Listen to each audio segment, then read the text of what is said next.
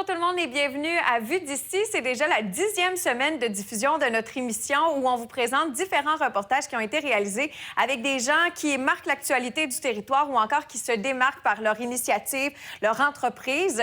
Cette semaine, Camille a rencontré en vrai de vrai une athlète qui se démarque en ski alpin. Et pour ma part, je vais vous présenter une initiative qui a été mise sur pied par Jérémy Duchesne pour les jeunes durant l'été. Sans plus attendre, nous allons aller rejoindre Chloé qui, elle, a parlé au musicien Luc Marquis, que l'on connaît bien à CCAP.tv. Et même depuis plusieurs années, parce que je suis retournée dans nos archives et en 2013, je l'avais reçu pour une émission complète de On parle de vous, émission qui nous a valu d'ailleurs un prix dans le cadre des prix J'aime mon câbleau local, CCAP.tv, qui s'était démarqué grâce à cette émission-là, entre autres. Alors, ça a été des belles retrouvailles avec Luc Marquis. Parce que pour ceux qui ne se souviennent pas, il faut se rappeler qu'il y a une dizaine d'années, tu animais à CCAP.tv. C'était dans tes premières expériences. Et là, tu es de retour pour bien représenter le territoire. Exactement. J'adore ça, offrir une vitrine via CCAP.tv à tous ceux qui travaillent fort pour faire rayonner notre territoire. Bien, merci, Chloé. Grâce à toi, nous allons prendre des nouvelles de Luc Marquis dans ce premier reportage de l'émission. On s'entretient avec Luc Marquis. Ça va bien? Très bien, très bien. Merci d'avoir accepté l'invitation. C'est un plaisir de te parler. Bon, pour tous les musiciens actuellement, c'est pas facile, mais quand même, en mars 2020, tu as lancé un album acoustique qui est très bon, Mon amour, disponible sur ton site internet lucmarquis.com. Et là, déjà, tu travailles sur un autre album, alors je vois que tu te tiens occupé quand même présentement. Ouais, bien, c'est justement, avec la pandémie, bien, ça nous a amené à repenser nos choses un peu. Puis, bon, comme j'avais lancé ça, mon album l'année passée, mais j'étais supposé être en salle et finalement, avec la pandémie, bien, ça n'a pas été en salle. Fait que c'est sûr que ça a passé un petit peu plus low profile, là, l'album. Ensuite, bien là, on se met à travailler. On a travaillé, je pense, comme la plupart des émissions, on a été plus dans notre studio. Fait que j'ai travaillé sur un nouvel album plus international, la musique lounge un peu. Mais je suis toujours sur le projet encore. Il n'est pas encore terminé, mais quand même très bien avancé, là. Quand t'es bien tranquille chez vous, assis à compter les hivers, puis à te mêler tes affaires, j'ai de quoi sur le cœur, j'ai pas le cœur à te le dire. Puis tu es aussi enseignant à l'école à la Fan des Neiges au primaire. Comment c'est de pouvoir partager ta passion avec des jeunes? J'imagine que pour eux, ça doit être très trippant de voir la passion dans tes yeux. Ça doit être un bel échange. Oui, ben oui. C'est sûr que ça fait déjà une dizaine d'années que je travaille avec les enfants, mais là, c'est la première année que je suis enseignant là, officiellement. Là. Et ben, avec la pandémie, ça m'a permis de faire ça, justement. Puis avec les enfants, c'est sûr que c'est trippant. Moi, je suis un passionné de musique. C'est sûr que je pense qu'ils l'ont vu dès le premier cours. Puis c'est tout le temps sous forme de projet là, qu'on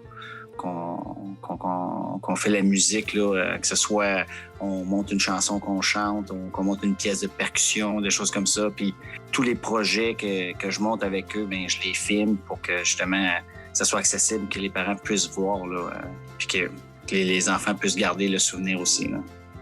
Tu as été amené aussi à travailler pour des enfants avec Câbleau, l'émission Amuse-moi Câbleau sur les ondes de CCAP. Justement, tu as écrit la musique, si je ne me trompe pas. Comment ça s'est passé, justement, tout le processus de la création de la musique? Ben oui, ils m'ont approché. Il y a une chanson là-dedans, c'est une composition que j'ai faite avec des maternelles dans une autre école il y a plusieurs années. Sauter vers la roue, m'amuser comme un fou. Je bouge, je bouge, je bouge, je ne veux pas m'asseoir. Je bouge, je bouge, je bouge, du matin au soir. Je bouge, je bouge, je bouge, le cœur rempli d'espoir. Je bouge, je bouge, je bouge, je bouge. Fait que ça, j'étais bien content de pouvoir présenter cette chanson-là parce que j'en ai plusieurs. Là. J'ai fait plusieurs projets albums avec les écoles au primaire. Et ensuite, c'est des chansons qu'on connaît, que j'ai réarrangées, que j'ai mis à ma sauce, dans le fond. Puis, comme je te dis, ça aussi, c'est une autre chose que je fais depuis des années, chanter avec des chansons pour les plus jeunes enfants, parce que je fais avant la pandémie. Je faisais beaucoup d'ateliers dans les CPE, les garderies, ces choses-là aussi. Fait que je travaillais avec le groupe d'âge de 3-5 ans aussi. Alors, ça, c'était quand on m'a approché pour ça, c'est sûr, j'ai dit oui tout de suite. C'est le genre de projet qui me fait triper. Et je travaille aussi, là, j'ai commencé à travailler sur un album justement de chansons pour enfants. Là. On va inviter les gens à suivre ta page Facebook et ton site Internet aussi, lucmarquis.com, qui est toujours à jour. Puis, qu'est-ce qu'on te souhaite en terminant comme musicien? Est-ce qu'il y a des choses que tu n'as pas réalisées encore que tu aimerais réaliser? Ah, ben, c'est sûr qu'il y a plein de choses en tant que musicien qu'on aimerait réaliser. J'aimerais ça jouer dans les grands stades et des trucs comme ça. Non, mais j'aimerais bien que, c'est sûr que aussi un de mes albums puisse paraître au plus grand public, soit un peu plus connu. C'est des projets là, que je continue à travailler puis que je vais continuer à faire des albums encore et encore et encore. Mais là, à plus court terme, juste de pouvoir rencontrer le public puis faire des spectacles, ça va être c'est ce qu'on souhaite, là. C'est ce que je me souhaite et ce que je souhaite à tous mes amis musiciens. Là. Ça nous manque beaucoup. Là. Vraiment, on espère pouvoir te voir en show cet été ou très prochainement. Merci beaucoup, Luc Marquis, puis bon succès pour la suite. Bien, un gros merci à toi. Et Chloé, il faut le dire, c'est pas facile pour personne en ces temps de pandémie, mais les artistes en général l'ont eu dur au cours des derniers mois, entre autres le musicien que tu as rencontré. Effectivement, et on vous invite à vous procurer son album acoustique sorti en mars 2020 qui est excellent. Ça s'appelle Mon Amour et c'est disponible directement sur son site Internet lucmarquis.com. Bien, merci beaucoup, Chloé. Puis on aura la chance de te voir d'ici la finale de Vue d'ici pour cette saison d'hiver 2021. Maintenant, on va aller rejoindre Marie-Frédérique qui, elle, nous parle d'une clinique de médico-esthétique. La clinique médico-esthétique Frédéric Simard, qui est un résident du Lac-Beauport. Frédo, tu t'es entretenu avec la directrice de la clinique. Et j'aimerais savoir pourquoi tu t'es intéressée à ce sujet-là. En fait, je suis cliente de la clinique, puis on s'entend que si vous avez la chance de rencontrer le docteur Frédéric Simard, vous allez remarquer sa technique qui est complètement unique.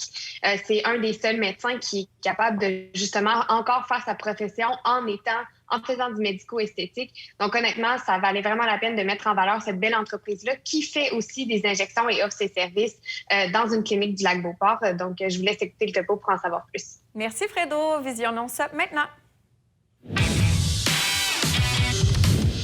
Je suis présentement accompagnée d'Audrey-Anne Hudon, qui est la directrice générale de la clinique Frédéric Simard. Audrey-Anne, on ne peut pas le cacher plus longtemps. On se connaît. Je suis cliente de cette clinique, donc c'est un plaisir pour moi de faire connaître vos services, votre expérience client qui est incroyable. Fait que, Audrey-Anne, je veux en savoir plus sur c'est quoi l'histoire de la clinique du docteur Frédéric Simard. Absolument, Marie. Merci beaucoup de nous offrir la chance de nous faire connaître. Écoute, la clinique a été fondée en 2011 par le docteur Frédéric Simard. Ça fait maintenant 10 ans, ça va faire 10 ans en fait, cet automne, que la clinique pratique que les soins de médico-esthétique. Donc, c'est une clinique qui se concentre principalement là, sur les soins injectables, les soins technologiques, donc vraiment l'embellissement du visage global. Ce que vous faites à merveille, c'est ça qu'on peut le dire. En fait, on veut savoir aussi, Audrey-Anne, tu as un rôle qui est particulier à la clinique. On s'entend que c'est toi qui en fais la gestion, mais ça fait aussi très longtemps en fait, que tu es dans l'équipe. Peux-tu nous expliquer c'est quoi ton rôle en tant que directrice générale, puis ça a été quoi la genèse de ta belle histoire? Oui, donc ça fait maintenant 7 ans que je travaille avec le docteur Simard. J'ai débuté en tant que réceptionniste. J'ai vite découvert que ce n'était pas qu'un poste de réception. C'était vraiment un poste qui permettait là, d'accompagner la clientèle dès leur entrée en clinique. Donc, j'ai vraiment, maintenant, sur mon contrat de travail, je suis directrice générale, mais je garde à mon cœur le poste là, de vraiment responsable de l'expérience client là, en clinique. On s'entend que chez Frédéric Simard, on s'attend à une expérience justement qui est, spéciale, unique. Tu tiens vraiment justement à ce que ce volet-là, l'expérience client, soit honorée. Peux-tu nous expliquer justement c'est quoi la particularité de l'expérience client quand on est en clinique chez le docteur Frédéric Simard? Pour toute l'équipe, Marie, c'est super important que l'encadrement du patient soit pris en charge là, dès son appel en clinique pour vraiment bien partager nos connaissances puis pouvoir bien vulgariser c'est quoi qu'on peut offrir à nos cliniques. C'est important vraiment de sécuriser le client, le patient.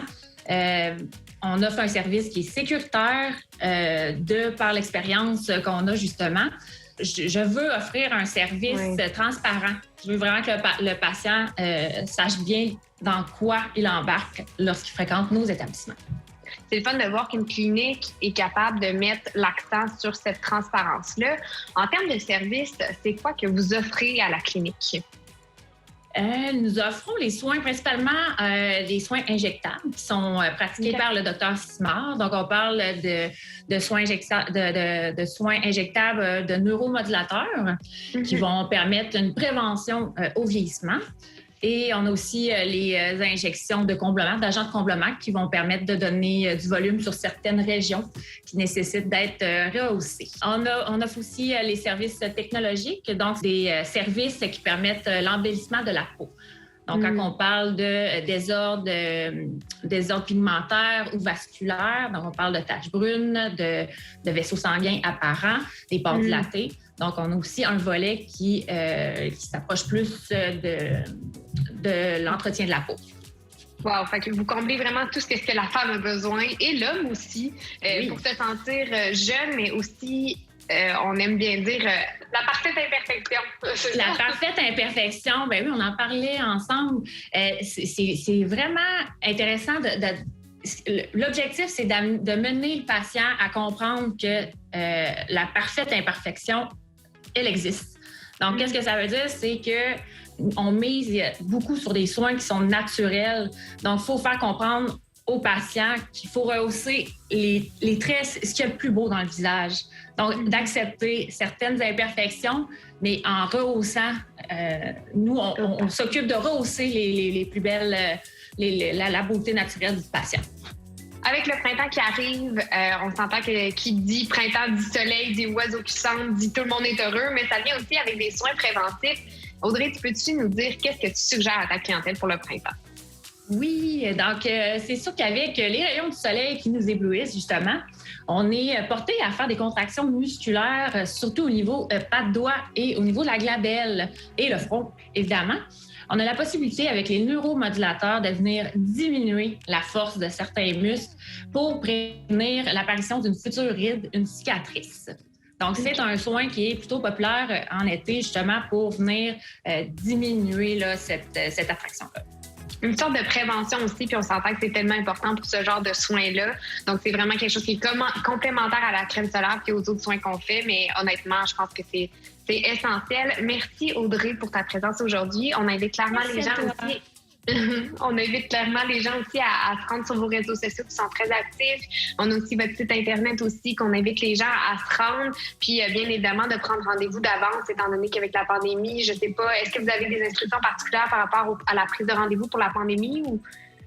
Bien, c'est sûr que là, présentement, avec les derniers résultats, oui, c'est un peu particulier en ce temps-ci, mais c'est toujours préférable de prendre rendez-vous à l'avance parce que oui, les horaires se remplissent bien.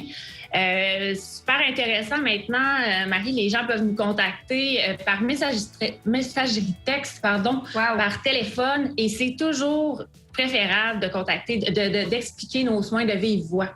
Donc, téléphonez-nous, écrivez-nous. C'est vraiment un plaisir de vous partager les informations dont vous avez besoin. La consultation est sans frais, Marie, et c'est le meilleur moyen de connaître tous les plans de traitement qui sont possibles pour vous. On ne peut pas vous dire mieux. Audrey-Anne, merci pour ta participation à notre émission, puis on se dit à la prochaine. À bientôt!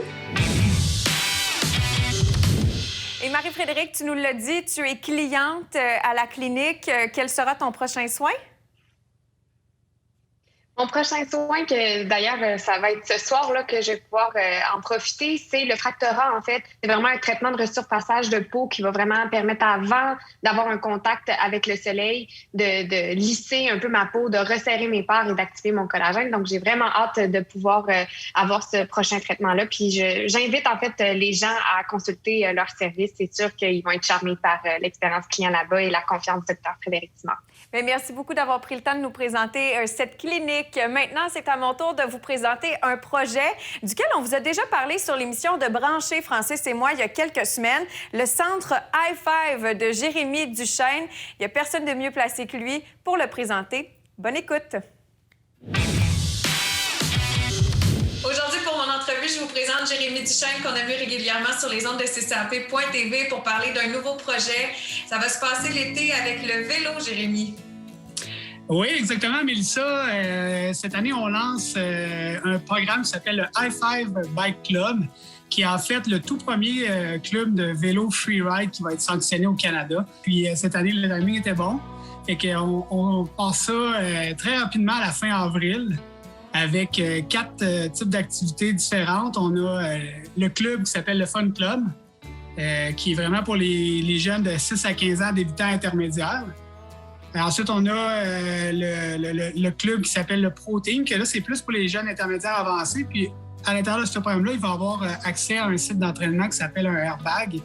Et ça, c'est vraiment une belle primeur qu'on va offrir aux jeunes. Puis, ça va permettre de s'entraîner dans la discipline plus freestyle, mais de façon super sécuritaire puis bien encadrée. Puis on offre aussi des camps de jour. On a 5 semaines pour le moment de camps de jour, camps à 100% vélo ou camps multisport extrême. Puis on a également des cliniques gratuites qu'on offre aux jeunes de 6 à 15 ans, encore une fois, pour venir s'initier, venir découvrir le sport s'ils ne l'ont pas déjà fait ou en apprendre un petit peu plus sur nos activités, puis les techniques, puis les habiletés qu'on veut leur montrer. Puis vous allez vraiment là, vous distinguer dans votre offre de service au Canada même. Bien, en fait, ce qui arrive, c'est que il y a déjà des clubs de ce genre-là. On n'a pas inventé la roue, là, c'est certain.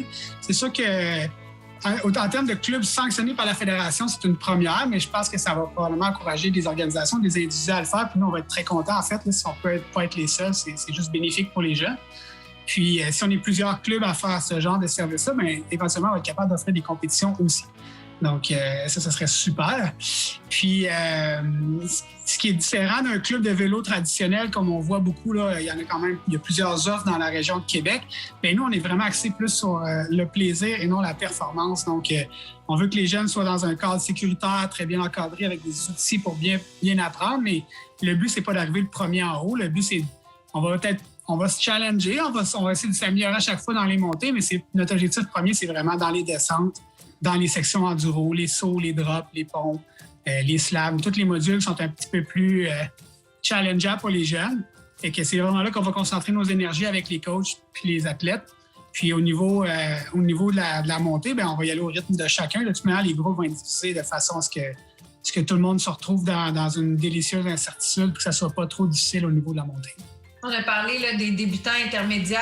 À qui ça s'adresse concrètement? À quels jeunes? Est-ce qu'il faut quand même qu'il y ait une envie de se dépasser, qu'il y ait quand même un petit côté casse-cou pour pouvoir participer au camp de jour puis aux cours qui vont être donnés?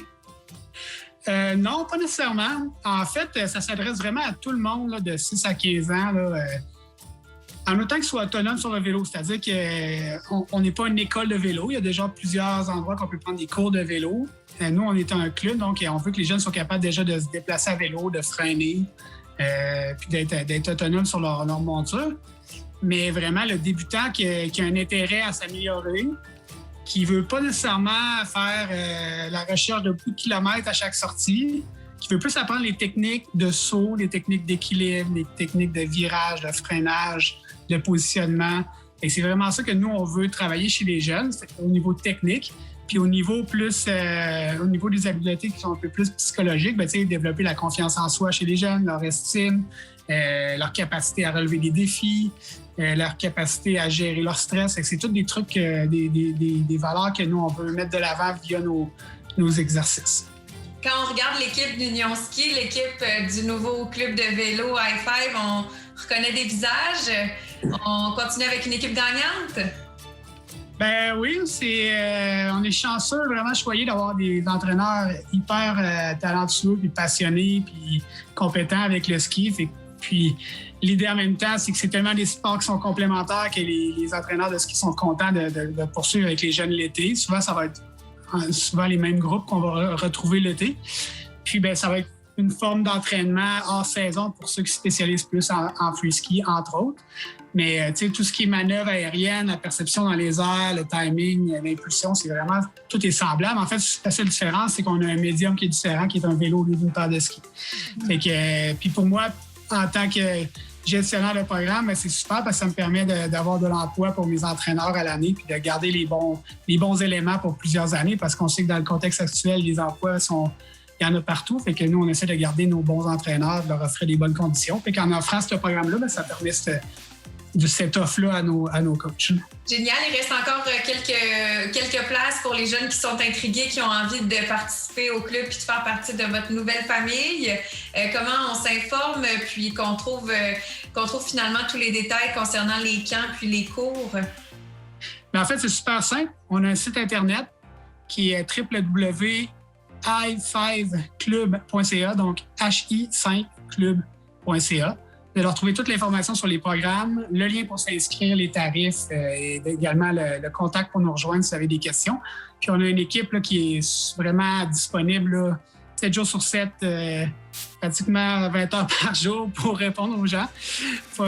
Puis il reste effectivement quelques places, mais ça commence à se combler assez rapidement. Il y a certains programmes qui sont malheureusement et heureusement pour nous déjà complets, mais on regarde des options pour essayer d'accueillir plus de gens là, dans les prochaines semaines. Mais si les gens, ça les intéresse et ça les interpelle, on les invite à aller voir ça assez rapidement parce que, évidemment, les places vont être limitées.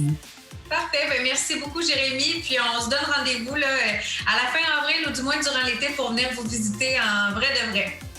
Ah, mais merci beaucoup, Mélissa. Au revoir, high five! Bye-bye, à la prochaine, high five! On aime beaucoup rencontrer Jérémy Duchesne parce qu'il a toujours des idées audacieuses, intéressantes pour les jeunes et il s'assure de les garder actifs malgré la pandémie. Maintenant, on va retrouver Camille qui a rencontré une jeune athlète de ski alpin à Stoneham qui fait partie de l'équipe de Québec. Sarah Bennett, peux-tu nous parler un peu d'elle? Oui, tout à fait, Mélissa. Quelle belle rencontre. Sarah fait partie de l'équipe de Québec, mais aussi de l'équipe du Canada. Elle habite à Stoneham présentement, juste en bas des pentes du ski de fond, du ski de Stoneham. Et puis d'ailleurs, vous allez voir dans le topo, elle va nous montrer comment est-ce qu'elle fait pour préparer ses compétitions, pour cirer ses skis, puis aussi de ses ambitions là, pour les prochains mois à venir.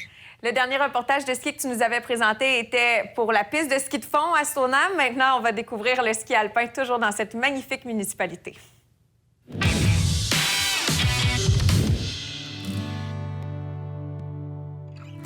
Bonjour Sarah, merci de nous recevoir aujourd'hui dans ton studio d'entraînement. Comment vas-tu? Parle-nous un peu de toi. Ça va super bien.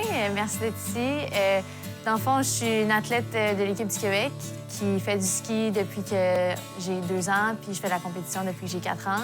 Et en ce moment, je vais à l'université à Concordia. L'étude puis le ski, c'est super important pour moi de continuer d'étudier pendant que je fais la compétition de ski. Puis le COVID, en ce moment, ça l'a quand même aidé puisque l'école est en ligne.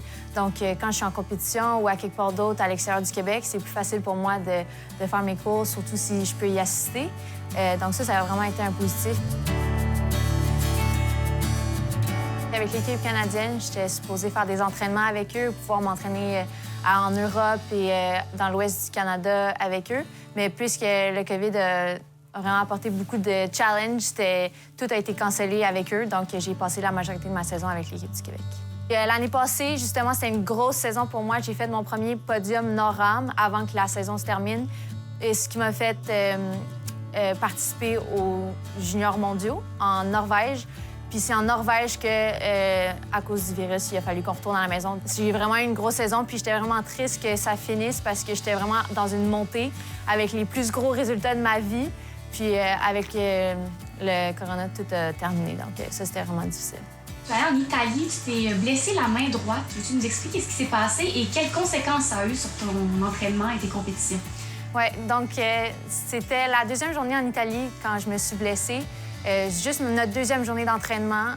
C'était notre première fois sur une surface vraiment difficile à skier, dans une piste assez agressive. Puis c'était vraiment maladroit comme chute. En fait, je suis tombée comme n'importe qui pourrait tomber. C'était pas vraiment grave. Mais à cause de la surface, j'ai glissé super rapidement. Donc, ma main a accroché une porte de ski, le bas qui est super dur. Puis ça l'a brisé la moitié de ma main en faisant ça. Et depuis que tu es revenue et que tu t'es blessée, comment se déroule ton retour sur neige? Ça va super bien, mon retour sur neige. Surtout que ma chirurgienne qui m'a opérée à Montréal, elle a fait mon retour sur neige vraiment facile, puis j'ai pu aller skier avec elle et ses enfants, sa famille. Donc, ça a été super rapide. Puis, j'ai été aussi suivie en ergothérapie. Puis, depuis que je suis revenue, j'ai eu une bonne semaine d'entraînement au Mont-Édouard, puis je me sens vraiment comme j'étais avant ma blessure. Donc, ça s'est super bien passé. La préparation d'équipement, c'est vraiment important pour le ski.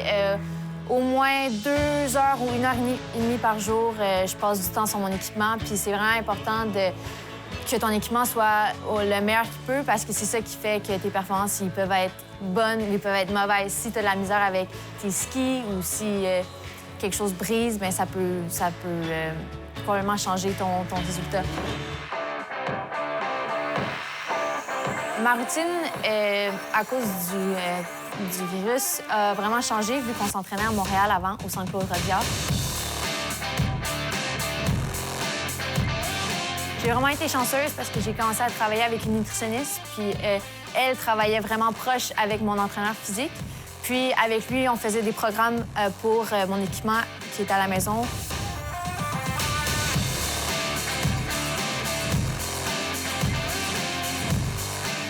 Puis dans la période de préparation physique, j'ai vraiment réussi à trouver un autre niveau puisque c'était la première année que je travaillais avec une nutritionniste.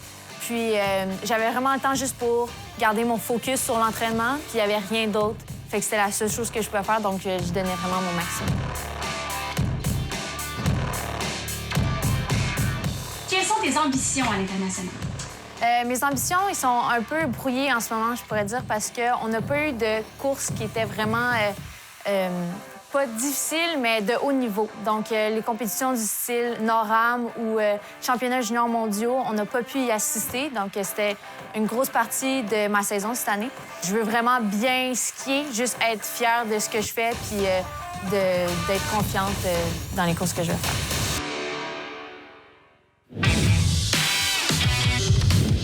Camille, est-ce que depuis son départ, tu as eu des nouvelles de Camille? De Sarah? Oui, j'ai eu des nouvelles de Sarah justement hier. Elle était au Colorado et là, elle vient juste de s'en aller pour Californie. Donc, elle a déjà 8 courses à son actif. On lui souhaite bien du succès pour ce retour en force après une période de pause forcée de pandémie mondiale. Bien, merci beaucoup, Camille. Puis à bientôt sur Revue d'ici et sur les ondes de CCAP.tv. Vraiment, là, je le réitère, mais ça a été un super ajout de t'avoir dans notre équipe durant les dernières semaines. Je vous invite maintenant à nous suivre sur notre chaîne YouTube où vous retrouverez toutes les émissions de CCAP.tv. Vous pouvez aussi consulter notre site Internet, le www.ccap.tv. Et on vous invite à joindre notre communauté sur Facebook. Il est possible de nous envoyer vos suggestions de reportages ou info@ccap.tv, mais aussi en communiquant avec nous via Messenger. On se dit donc à très bientôt pour la 11e émission de Vue d'ici. Bonne semaine!